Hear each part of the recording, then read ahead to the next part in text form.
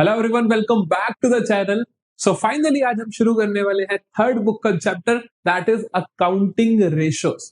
Accounting ratio से शुरुआत इसलिए करवा रहा हूं मैं आपको क्योंकि अकाउंटिंग रेशो से ना तुम पूरी के पूरी बैलेंस शीट और पूरी के पूरी स्टेटमेंट ऑफ P&L सीख जाओगे, जिस वजह से जो तुम्हारे चैप्टर है कंपैरेटिव कॉमन साइज या फिर financial statements of a company, वो बहुत इजी हो जाएंगे करने। तो वहां पे तुम्हें एफर्ट नहीं लगाना पड़ेगा बिल्कुल भी। तो इसीलिए हम यहाँ से शुरुआत करेंगे, एक एक चीज पे थोड़ा ज्यादा एफर्ट, ज्यादा टाइम लगाएंगे जितना लगना चाहिए, सो दैट बाकी चैप्टर्स करने के लिए तुम्हारे बहुत आसान हो जाए। तो आइए जल्दी से शुरू करते हैं अकाउंटिंग रेशोस।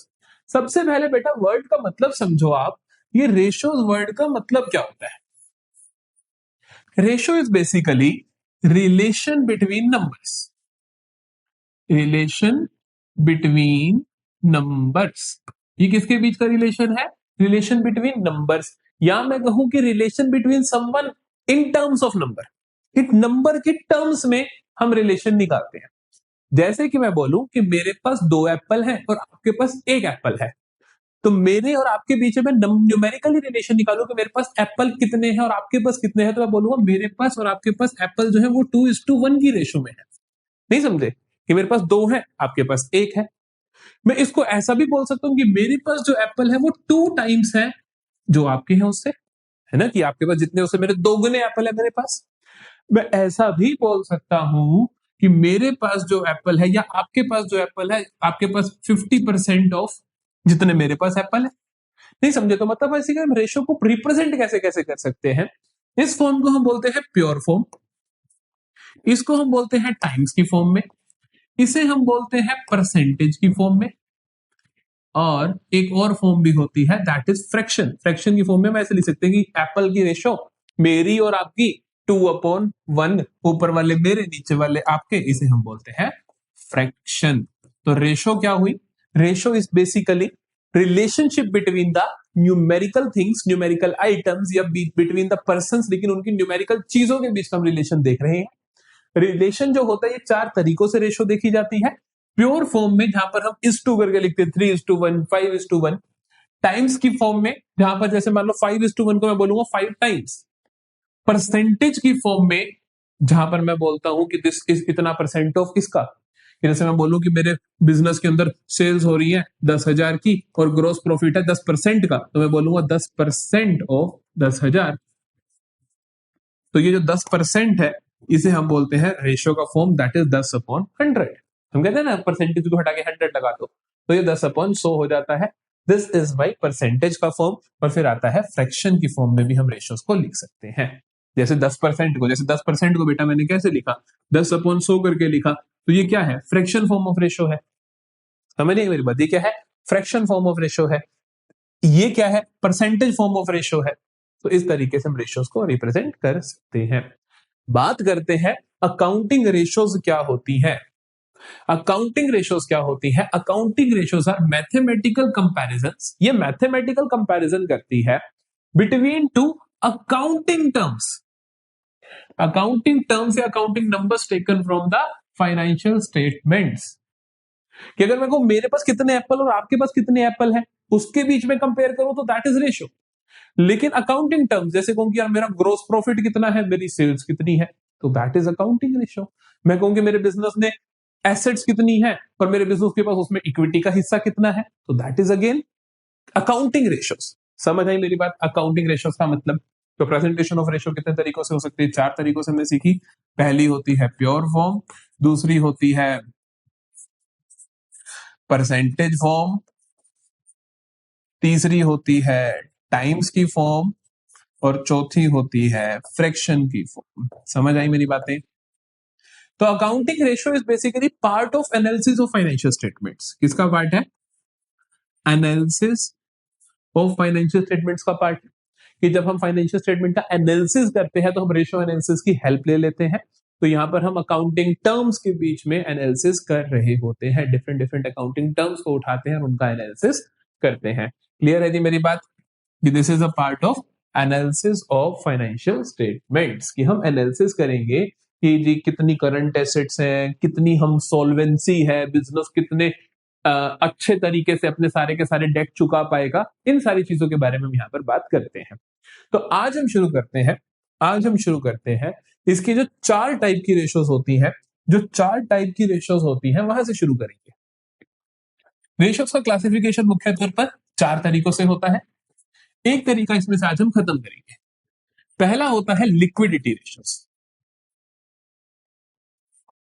दूसरा होता है सोल्वेंसी रेशोज, तीसरा होता है टर्नओवर रेशोज, चौथा होता है प्रॉफिटेबिलिटी रेशोज। ठीक है, सबसे पहला क्या है? Liquidity ratio. लिक्विडिटी रेशो का मतलब क्या होता है कि कितनी लिक्विडिटी है बिजनेस की, बिजनेस शॉर्ट टर्म की सोल्वेंसी कैसी है, कि बिजनेस अपने शॉर्ट टर्म के सारे खर्चे पानी पूरे कर पाएगा कि नहीं कर पाएगा। शॉर्ट टर्म में जो बिजनेस की देनदारियां हैं, जिन जिनको पैसा देना है, क्या बिजनेस इजीली उनको दे पाएगा या नहीं दे पाएगा। सोल्वेंसी रेशो मुझे क्या बताती है? ये मुझे बताती है लॉन्ग टर्म सोल्वेंसी, कि लॉन्ग टर्म में मेरा बिजनेस कितना सोल्वेंट है, क्या आने वाले 5 साल के बाद जो मेरे को कर्जा उतारना है, क्या मैं उसके लिए कैपेबल हूं। जैसे मान लो मैंने बैंक से लोन लिया 10 लाख का 5 साल के लिए, whether I am capable of paying that 5-10 lakh rupees का लोन आफ्टर 5 साल। सोल्वेंसी रेशियोज बताएंगे। उसका हर महीने का जो ब्याज देना है, क्या मैं वो दे सकता हूं? लिक्विडिटी रेशियो बताएगी। टर्नओवर रेशियो क्या बताती है? टर्नओवर रेशियो बताती है कि आपकी एक्टिविटी कैसी है, इसीलिए इसका एक और नाम भी होता है, दैट इज एक्टिविटी रेशियोज। ये बताते हैं कि मैनेजमेंट कितनी स्ट्रॉन्ग है, कितने अच्छे से मैनेजमेंट किया जा रहा है। प्रॉफिटेबिलिटी रेशियोज में आता है आपके पास कि प्रॉफिटेबिलिटी कैसी है, प्रॉफिट्स कैसे हैं बिजनेस के, बिजनेस कितना प्रॉफिट कमा पा रहा है, कितना नहीं कमा पा रहा है। वो ये बताता है कि आपका ग्रोस प्रॉफिट कितना है, नेट प्रॉफिट कितना है, वो सारे डिफरेंट डिफरेंट तरीके के प्रॉफिट ये बताती है। बात करते हैं, सारा कुछ एनालिसिस का टाइप है कि ये भी एनालिसिस का तरीका, ये भी एनालिसिस का तरीका, ये भी एनालिसिस का तरीका, ये भी एनालिसिस का तरीका। लेकिन सर एनालिसिस होता कैसे है? सपोज करो मैंने निकाल ली, जैसे लिक्विडिटी रेशियोज के अंदर आप 2 तरीके के रेशियोज पढ़ोगे जो मैं आज पढ़ाऊंगा आपको। एक हम पढ़ेंगे बेटा जी करंट रेशो, और एक हम पढ़ेंगे लिक्विड रेशो। ठीक है, अब सपोज करो कि लिक्विड रेशो या current ratio, suppose current ratio का आंसर आ गया मेरे पास 3:1। क्या मिला इससे? क्या एनालिसिस क्या थी इसने मेरे को? क्या ये बढ़िया है, क्या ये खराब है क्या?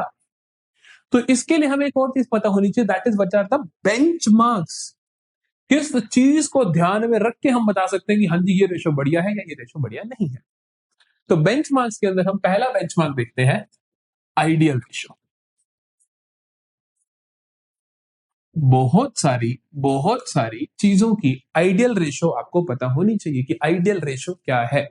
कि जैसे हम बोल सकते हैं, किसी चीज को कंपेयर तो करोगे ना कि अब ठीक है या बुरी है, तो उसके लिए हम आइडियल रेशो क्या है किसी चीज की, हम वो जानना चाहते हैं। जैसे मैं कहूंगा कि करंट रेशो जो होती है, आइडियल रेशो उसकी 2:1 होनी चाहिए। हमारे को हमारे प्रायर एक्सपीरियंस से ये बात पता है। या आप बेंचमार्क से बात करते हो कि इंडस्ट्री ट्रेंड क्या है ना, कि हम इंडस्ट्री से कंपेयर कर लेते हैं। मैं मान लो कहता हूँ कि मेरे बिजनेस की करंट रेशो 3:1 है, मेरे इंडस्ट्री में बाकी सभी बिजनेसेस की करंट रेशो 5:1 है, तो खराब है। समझ गए? तो बेंचमार्क क्या होता है कि आप कंपेयर कर लो किसी से। या हम कहते हैं रूल ऑफ थंब, कि हमने वही प्रायर एक्सपीरियंस से अपना रूल बना के रख दिया कि भैया ये होना चाहिए, ये होना चाहिए, इतना होना चाहिए। उस हिसाब से हम क्या करते हैं, अपनी रेशोज को चेकआउट कर लेते हैं, बेंचमार्क्स कर लेते हैं कि हमारी रेशो इन चीजों से कंपैरिजन करके क्या बेहतर हो रही है, बुरी हो रही है। एक और भी बेंचमार्क आप ले सकते हो, खुद का ही इंटर टेम्पोरल एनालिसिस, की खुद का ही पिछले साल से, कि मैं कहूँ कि मेरे पिछले साल तो मेरे बिजनेस की करंट रेशो थी 5:1, इस साल हो गई है 6:1, तो मतलब बढ़िया हो गया। ठीक है, तो आप इस तरीके से एनालिसिस कर सकते हो। अब बात करते हैं हमारी पहली ratio, that is liquidity ratio. थोड़ा सा मैं फास्ट चल रहा हूँ, अगर तुम यहां तक आ गए तो मेरे को बता देना, कि अगले लेक्चर में थोड़ा ध्यान रख लूंगा, तुम्हें लगे कि फास्ट ज्यादा था या ठीक था, क्योंकि हमें थोड़ा सिलेबस खींचना है और मैं ज्यादा लंबे लंबे लेक्चर रिकॉर्ड करूंगा तो तुम्हें टाइम ज्यादा लगेगा। लिक्विडिटी रेशोज की बात करते हैं। जो लिक्विडिटी रेशोज होती हैं, 2 तरीके की लिक्विडिटी रेशो पढ़ी बेटा हमने। पहली हमने क्या पढ़ी? करंट रेशो, और दूसरी क्या पढ़ी हमने,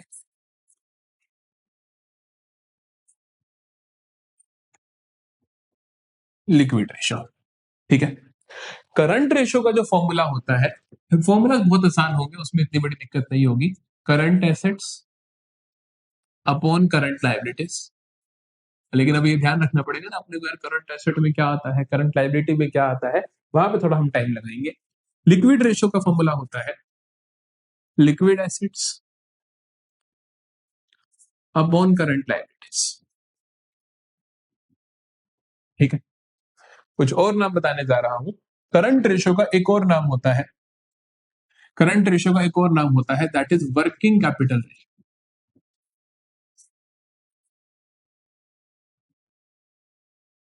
working capital ratio. Liquid ratio का और नाम होता है, दैट इज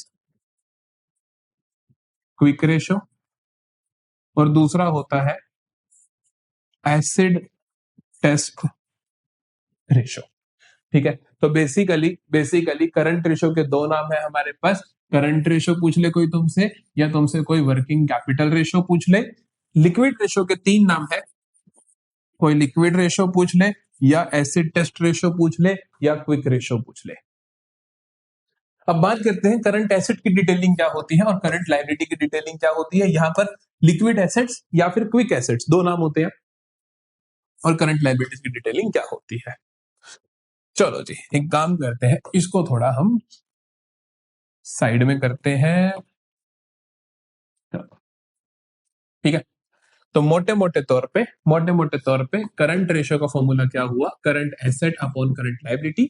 और लिक्विड रेशो या क्विक रेशो का फॉर्मूला क्या हुआ, quick assets upon current liabilities, या आप इनको लिक्विड एसेट्स भी बोल देते हो। क्लियर है यहां तक कहानी।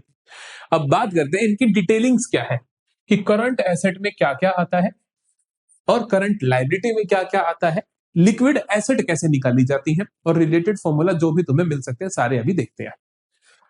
सबसे पहले हम देखते हैं करंट एसेट्स। करंट एसेट्स की मैं बात करूं, करंट एसेट्स को आप कैसे याद रखोगे, करंट एसेट्स को आप याद रखते हो सोसाइटी। कैसे याद रखते हो, जल्दी से बोलो मेरे साथ, कैसे याद रखते हो, सोसाइटी। सोसाइटी की स्पेलिंग हमारी मनपसंद की है, SOCITI। ठीक है, इसमें क्या क्या आता है, कैसे कैसे आता है। एस का मतलब होता है शॉर्ट टर्म एडवांसेस। मैं हल्का हल्का सबका मतलब बताऊंगा, सुनते चले जाना। शॉर्ट टर्म एडवांसेस का मतलब होता है कि हमने सामने वाले को शॉर्ट टर्म के लिए लोन दे रखा है, तो वो हमारी करंट एसेट का पार्ट होता है। ओ से आता है आपके पास अदर करंट एसेट्स, है ना, अदर करंट एसेट, जो इस डिटेल में नहीं आएंगे उसके अलावा, और इसके अंदर क्या क्या आते हैं वो मैं आपको बता देते हैं। सी से आता है आपके पास कैश एंड कैश इक्विवेलेंट्स, कि कैश या फिर उसके समान की चीजें, कि कैश हो गया या कैश के जैसी कुछ चीजें, जैसे cash, bank balance, checks in hand, marketable securities. मान लो मेरे पास किसी और कंपनी के शेयर्स हैं, तो मेरे कैश इक्विवेलेंट का पार्ट तो जब मर्जी चाहूं कैश में कन्वर्ट कर सकता हूं। तो ये सारी चीजें कैश एंड कैश इक्विवेलेंट में आती है। आई का मतलब होता है बेटा इन्वेंट्री, टी का मतलब होता है ट्रेड रिसीवेबल्स, और इस आई का मतलब होता है इन्वेस्टमेंट्स। कौन सी इन्वेस्टमेंट भला, शॉर्ट टर्म इन्वेस्टमेंट्स। ठीक है, शॉर्ट टर्म इन्वेस्टमेंट बोलो आप इनको, या आप इनको बोलो करंट इन्वेस्टमेंट्स, जिनकी मेच्योरिटी एक साल से कम की हो। ऑटोमेटिकली यही नाम देखने को मिलेंगे, इनके अलावा नाम देखने को नहीं मिलेंगे। ये सारी डिटेलिंग जो मैंने आपको भी बताई, ये डिटेलिंग है करंट एसेट के अंदर क्या क्या आता है। लेकिन जब आप करंट रेशो निकाल रहे होते हो, तब आपको थोड़ा सा ध्यान रखना होता है। क्या क्या ध्यान रखना होता है, ध्यान से सुनना। शॉर्ट टर्म एडवांसेस की कोई दिक्कत नहीं है, शॉर्ट टर्म एडवांसेस आ जाए आप लिख दोगे। अदर करंट एसेट्स में क्या क्या आता है, प्रीपेड एक्सपेंस, एक्रूड इनकम, ये आते हैं बेसिकली। प्रीपे खर्चा कर दिया आपने, या income earn but not receive, accrue हो गई इनकम, तो ये बेसिकली दो चीजें आपको देखने को मिलती है। कैश एंड कैश इक्विवेलेंट्स की मैं बात करूं, तो इसके लिए आपको ज्यादा डिटेल्स की जरूरत नहीं है। मेजर तौर पे कैश बैलेंस, बैंक बैलेंस, मैं लिख देता हूं दो तीन नाम। मेजर तौर पे कैश का बैलेंस, बैंक का बैलेंस, और मार्केटेबल सिक्योरिटीज।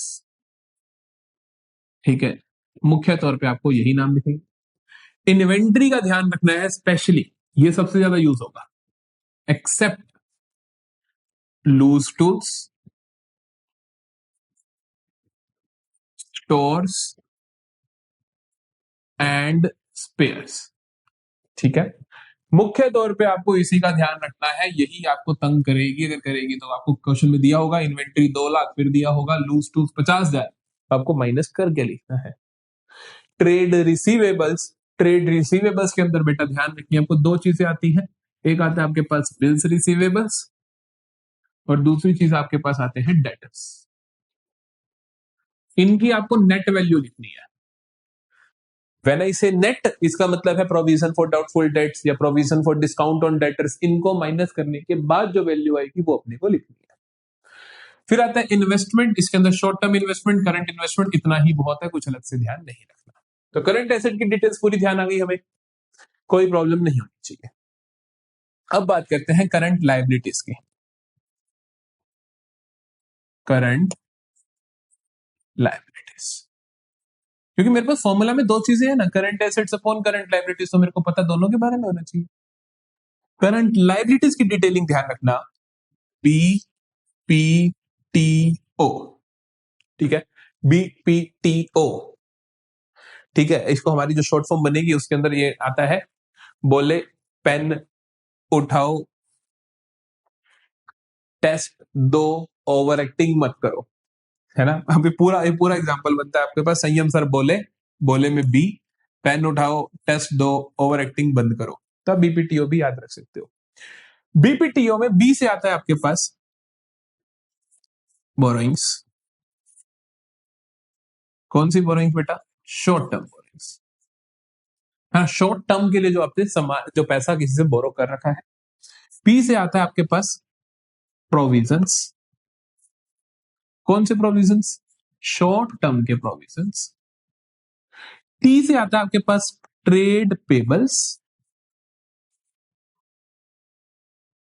ओ से आता है आपके पास अदर करंट लायबिलिटीज। समझे मेरी बात को? तो बी से आता है बोरोइंग्स, बी से आता है प्रोविजंस, टी से आता है ट्रेड पेबल्स, ओ से आता है अदर करंट लायबिलिटीज। हर एक की इंफॉर्मेशन देखें जल्दी से। अगर हम borrowings, short term borrowing, short term borrowing के अंदर जनरली आपको जो एग्जांपल्स देखने को मिलते हैं वो देखने को मिलते हैं cash credit, bank overdraft, generally आपको ये देखने को मिलते हैं। बैंक लोन करंट लाइबिलिटी नहीं होता, ध्यान रखना, वो नॉन करंट लाइबिलिटी होता है, लॉन्ग टर्म लोन होता है। प्रोविजंस के अंदर आपको ध्यान रखना है कि प्रोविजन फॉर टैक्स, यही मिलेगा और कुछ नहीं। ठीक है बेटा, प्रोविजन फॉर डाउटफुल डेट्स या provision for discount on debtors वो इसमें नहीं आते हैं। कई बार हमें लगता है कि प्रोविजन फॉर डाउटफुल डेट्स यहां आएगा, तो नहीं आएगा। प्रोविजन फॉर डाउटफुल डेट्स यहां नहीं आएगा, बिग क्रॉस, ध्यान रखना है। ठीक है, ट्रेड पेबल्स में फिर से दो चीजें आती हैं, बिल्स पेबल प्लस क्या आती है? बिल्स पेबल, और दूसरी चीज क्रेडिटर्स। इस बात का भी ध्यान रखना है। अदर करंट लायबिलिटीज में क्या आता है? अदर करंट लायबिलिटीज में बाकी सारी करंट लायबिलिटीज जनरली जो तुम्हें देखने को मिलेगी, मैं यहां पे आपको लिस्ट लिखवा रहा हूं, इसकी लिस्ट देखो क्या क्या है। पहली, आउटस्टैंडिंग एक्सपेंस। दूसरी, एडवांस इनकम। तीसरी, current maturity of long term debt. इसका मतलब अभी नहीं समझाऊंगा, जब क्वेश्चन में आएगा तब समझाऊंगा। ठीक है, current maturity of long term debt एक बार आप लिख लो, और कॉल्स इन एडवांस, और अनक्लेम्ड डिविडेंड, जो आपने डिविडेंड अपने शेयर होल्डर्स को दे दिया बट उनने अभी तक क्लेम नहीं करा, वो इसके अंदर आता है। अब हम सोच रहे होगे सर आपने फिर सारी 4 की जगह 8 ही लिखवा देते। 4 इसलिए लिखवाई है बेटा जी क्योंकि जब बैलेंस शीट बनती है, जब मैं तुम्हें फाइनेंशियल स्टेटमेंट वाला चैप्टर करवाऊंगा तो वहां पे इन 4 के नाम लिखना होता है। ठीक है, ये सारी जो इनके अंदर की डिटेलिंग्स होती है वो नोट्स टू अकाउंट में लिखते हैं, तो वो हमें याद नहीं करनी होती। इसी वजह से 4 नाम लिखवाए और इनके अंदर क्या क्या आता है मैंने तुम्हें लिखवा दिया। ठीक है, याद करोगे अच्छे से तो कोई प्रॉब्लम नहीं होगी। चलो इन 5 का एक्रोनियम बना के देना, कमेंट सेक्शन में बता देना, मैं आगे से यूज कर लूंगा। ठीक है, चलो अब हमारे को क्लियरिटी क्या क्या आई, करंट एसेट्स में क्या क्या आता है, करंट लाइबिलिटीज में क्या क्या आता है, ये 2 चीजें हमें अच्छे से क्लियर हो चुकी है। अब बात करते हैं लिक्विड एसेट्स कैसे निकलेंगी। अब बात करते हैं कि लिक्विड एसेट्स कैसे निकालेंगे।